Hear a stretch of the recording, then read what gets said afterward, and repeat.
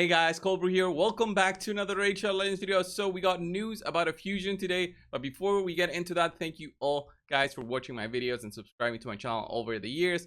I just appreciate all of you. And yeah, let's get started with the video. We have a fusion themed for the Easter holidays. Okay, the Easter holidays for sure. Now that I'm looking at it, I'll show you in just a minute. But as you guys know, Plarium does fusions, fragment collections, however they want to call them, every single month. So it's something to expect, and depending on how good the champion is, I try to promote whether you're just going hard on it or just skipping it. Okay, I never really recommended champions to skip, except maybe 4 or 5 so far, and this one is a little bit tricky. So let's get started with his kit. We'll have a look at it. It's a very interesting kit. It's never been done before, I believe, in a fusion champion for sure. I think only 1 or 2 other champions in the game have something similar to this. And I'll talk about this while I'm talking about this guy, Razelvarg the rabbit. Right, so yeah, Easter themed, obviously gonna be Skinwalker, attack based magic champion. So yeah, we don't have that many magic champions in the game, right? Well, anyway, it's a legendary attack based champion. I wonder on his multipliers. This is my thing that I always wonder when I do these showcases. But anyway, let's have a look. Let me move myself also here so you guys can see the full kit if you want to. As I'm reading through, attacks one enemy 3 times. This is A1. Each hit will fill this champion's turn meter by 5%. Very solid. 15% boost on his A1 skill. Well, if you land a weak hit, then this will not occur, as you guys know. It's a normal skill, I would say. A2 attacks all enemies, 75% chance of placing a leech debuff for 2 turns. Heals this champion by 10% of their max health for each leech debuff placed by their skill. Very interesting, by the way. Buff, debuff chance, 10% and 15%.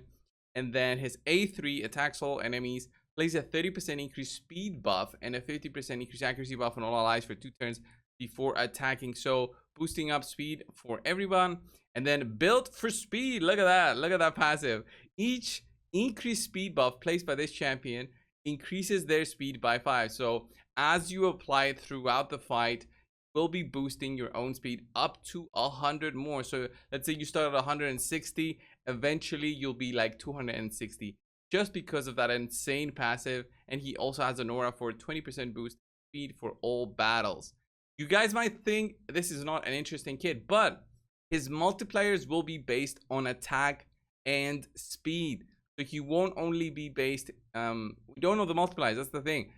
His attacks will be attack and speed.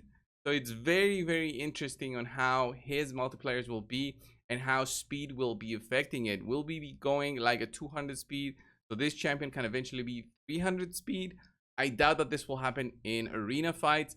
I doubt that this champion will have such high multipliers where we will consider him for arena, especially high-end arena. It's all about void champions, honestly.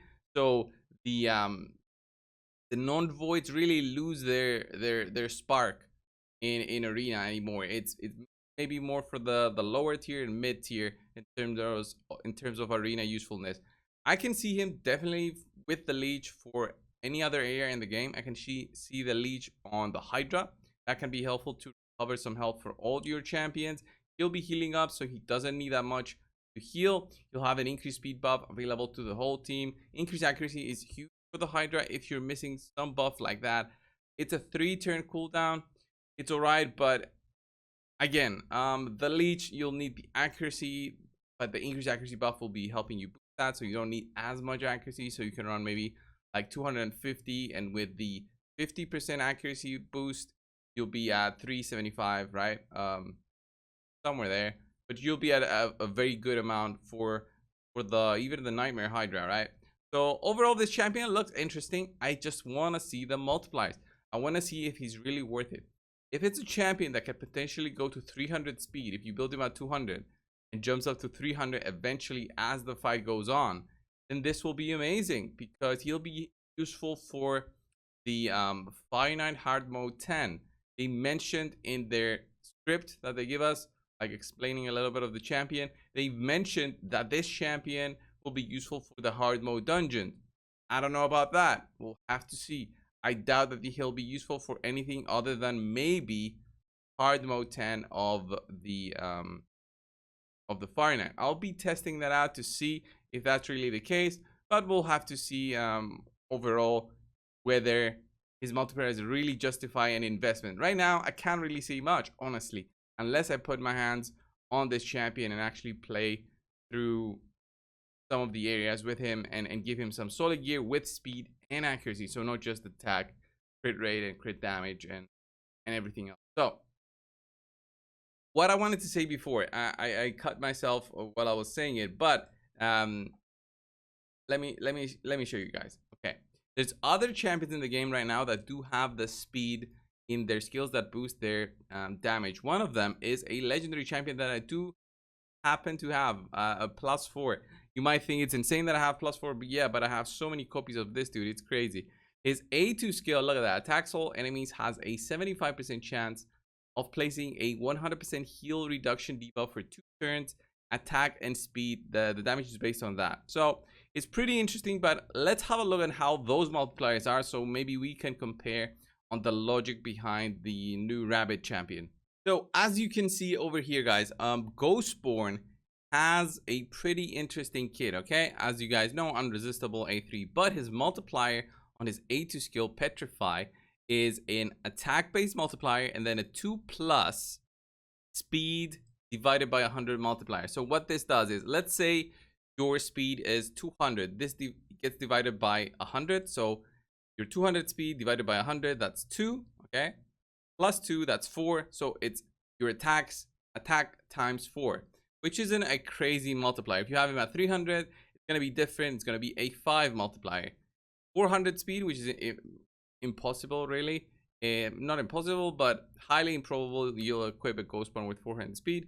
Your multiplier will be at 6, okay, and then you'll be losing out on other stats, which would be attack. So should you sacrifice attack to get more speed? That is the very interesting thing, and that is what I want to see on this new champion, the Razzlevarg. Not an easy name, Razzlevarg. I want to see the actual multipliers when I test him out. Unfortunately, they don't give us this information.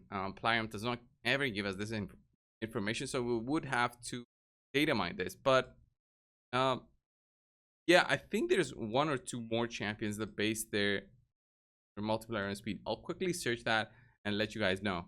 Just to close things off, I want to see some other champions with interesting kits. I don't want to see the same things over and over again. I want to see something like a Hegemon, but it could be something different instead of just being a burst locking out champion. Maybe a champion that just starts the fight and buffs the whole team. Okay, that has been done before. You either buff the team or you use your A1, something like that. Maybe a champion that starts the fight and then protects a champion like Necrit. Okay, maybe have that as a fusion, because some people don't get Necrit from their summons. All right.